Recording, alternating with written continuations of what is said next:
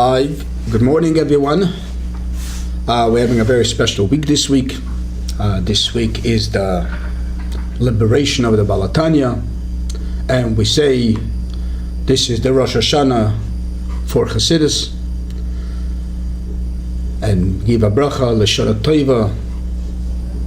Should be a good year for Limud Hasidus, Darkei Hasidus, and it's a big Yom Tov.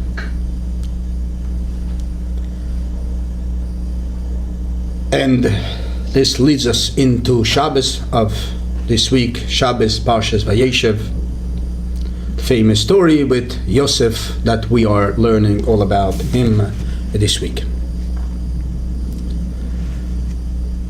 There's something that I heard related to this Parsha, or maybe we can connect it to a bit to the Balatanya, that his liberation is on the 19th of Kislev, perhaps.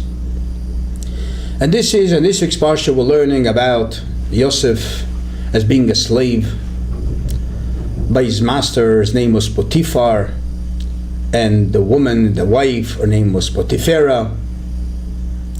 And we're learning a story that it was a beautiful looking boy, 17 years old. And it's a whole story we're learning in this week's Parsha about that the wife of his master, her name was Potiphera, she wanted to have relation with him. She wanted to have some communication at least with him. And he refused and refused. As we know, the end of the story, he had to run away, and that's why he was in jail for 12 years. But you'll find something very interesting and unique. And this is when he answers her, I can't do it. She says, how could I do ara agdola azot? How could I do this bad thing? V'chatasi, and I will sin le'elokim, to God. There's a story about it. And this is the story about the second Rebbe, the Mittler Rebbe, that we just celebrated last week, his liberation and his birth and passing, the son of the Balatanya. And there's a story with him that he traveled and he met one of the great luminaries, if not the greatest luminary at that time. His name was Rabbi Akiva Iger, or Iger, whatever his name is. He himself was a great scholar, being respected by the entire world Jewish community.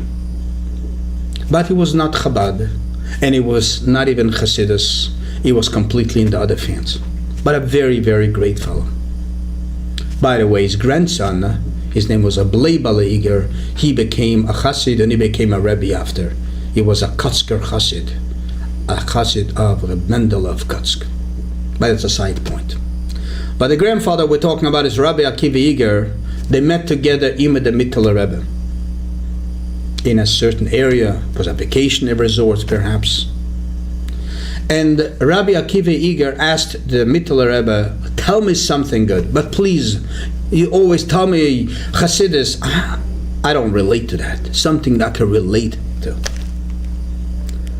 So the Mittler Rebbe told him something very beautiful regarding to this point that we're just learning. She wants to be with him. What does he say? I cannot. How could I do it? I cannot sin to God. And the question he asked, it doesn't make sense. If she's a believer in God, then he should have said, we cannot sin to God. Him and her, because a sin will be for both. If she does not believe in God, why is he trying to impress her and tell her, I can't do it because I can't sin to God? If she doesn't believe in God, what does she care that he has to tell her, I'm sorry, I can't do it because I can't sin to God? And if she does believe in God, he should tell her even more, we cannot sin to God. Why did he say, me? So the Mittler Rebbe explains him The reason why he said me, I cannot sing to God, he didn't say we, because he didn't even want in words to be united with her.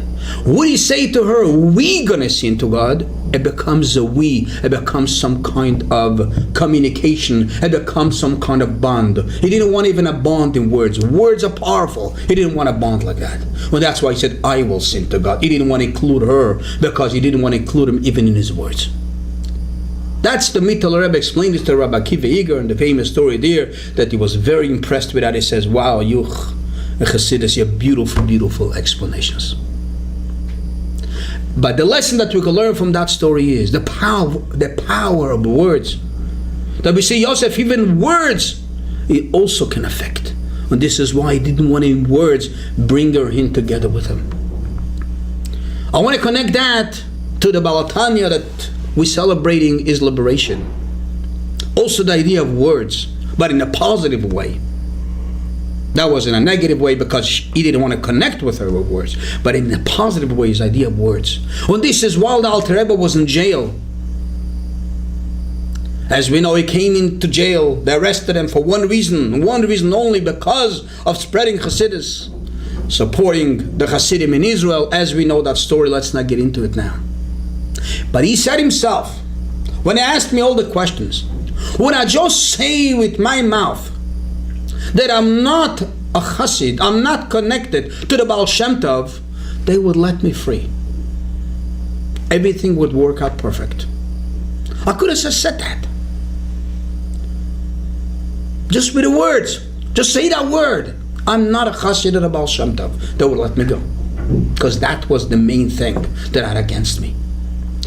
But the Balatanya said, I didn't want to bring out from my mouth, I am not a Chassid of Baal Shem Tov. Because words are strong. So saying that with my mouth, I'm not a Chassid of Baal Shem Tov, even though I wouldn't mean it.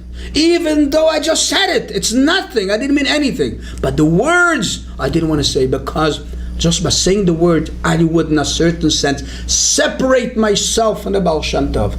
And the Alter Rebbe says, I would not separate from the Baal Shem Tov even in words. Let me stay in jail forever, or whatever that would cause. He would not say a word, that the word would mean a separation. Look how powerful the idea of words. He is being jailed. He's being risked his life.